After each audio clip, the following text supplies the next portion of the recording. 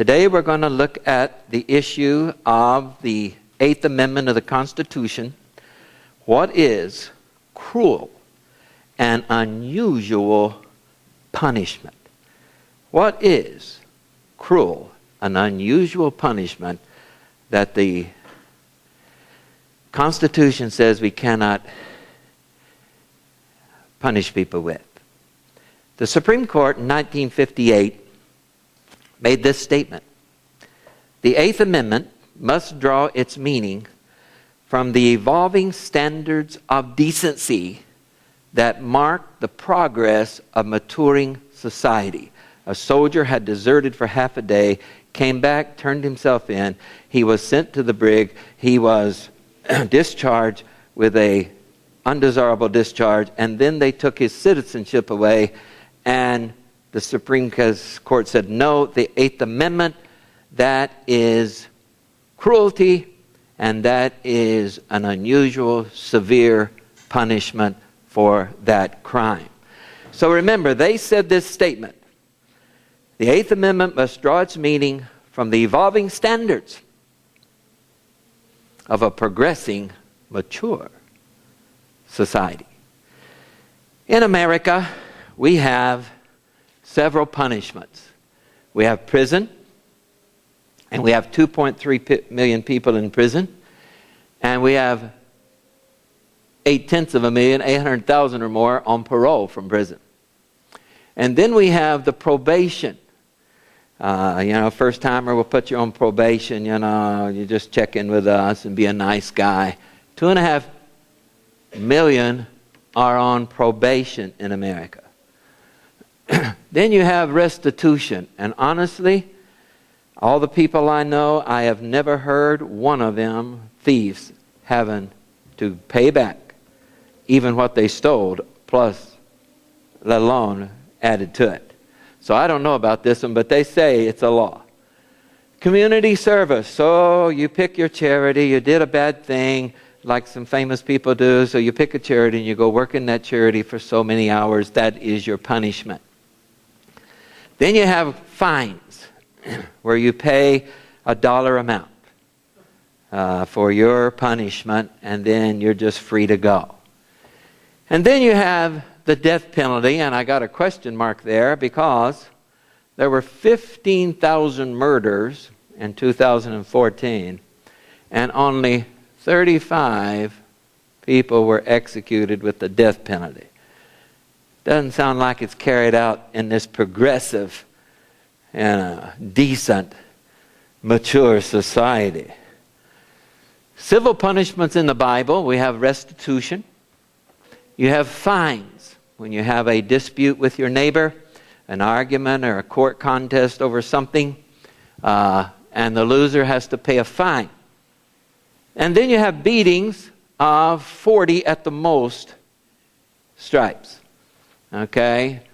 So everybody beat 39 times, so they didn't go over the mark. And that was over a physical dispute. You're a bully, you're going around beating up 11, 12, 13, 14-year-old guys, and you're 18, 19, 20, or your threesome in your little group is beating up people in the community, then the courts can beat you. All right? Servitude is very misunderstood in the Bible. Everybody that attacks the Bible says that's slavery. That is not slavery.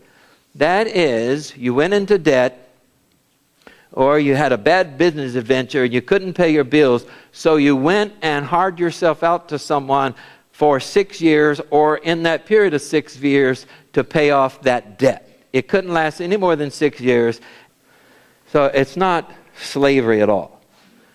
Refuge cities were for people who accidentally killed someone. Your axe flew off and hurt your neighbor and killed him. And so you could run to the city of refuge, so the avenger of blood, the family, couldn't come and kill you until you had a trial and found innocent. And then you had murder, and you had the death penalty. And over here we have little symbols of that. Death penalty was carried out by stoning or a sword. This is the whipping lash. And a jail is our city of refuge today. You go to jail to protect you from people. and protect society from you until you've had a trial and found guilty. There are no prisons in the Old Testament laws. No prison sentences at all. Everything was dealt with that day, at that time, at that moment, and done and decided. So cruel and unusual punishment in the Bible would be death for a theft. You kill a person because they steal your horse. The Bible would say that was cruel and unusual punishment for that crime. Death without a trial. The mob, they accuse you of something, they think you're guilty, and they just take you and they hang you or they stone you. That's cruel and unusual in the Bible. Torture is totally forbidden in the Bible. No torture at all. False witness, they were examined, and if they were found to be a false witness, what they brought that person to court for was done to them. If they brought that person to court to be stoned, then they were stoned. So you didn't want to get in that court as a false witness. Now, cruel and unusual punishment. Up on your screen is John Cooey. He's age 46. He's been arrested 24 times for drug violations. He's a habitual user of crack cocaine. He's been arrested for burglary, concealed weapons, disorderly intoxication, disorderly exposure, disorderly conduct, under the influence of alcohol and drugs, driving. He committed fraud. He had insufficient funds. He was charged with larceny. And his driver's license had been suspended for 99 years. He had been arrested twice for fondling and abusing children, sexually abusing children. Okay, he was high on cocaine one day. He goes into the trailer in the same park and gets this girl out, age 9, Jessica, takes her to his trailer where his sister and her lover lived, and you can see all three of them are on drugs. I mean, come on. Anybody can tell something's wrong there. And he rapes this 9-year-old girl, tore her vagina from the rape, put her in a closet to stay there all day without food till he got home. And my point is this: why was he back in society to harm this innocent girl? Secondly, we got Josh up there. He got a teenage girl drunk, 13 years old, intoxicated, and raped her. And he was given probation. 2 years later, after he got off probation, he got a 14-year-old girl drunk and raped her, and he served 1 year. Well, after he got out, he got a 16-year-old girl drunk and raped her, and unbelievably, he got 3 years in prison. He was sentenced to 3 years in prison. I tell you, that is an unusual punishment for a very bad crime.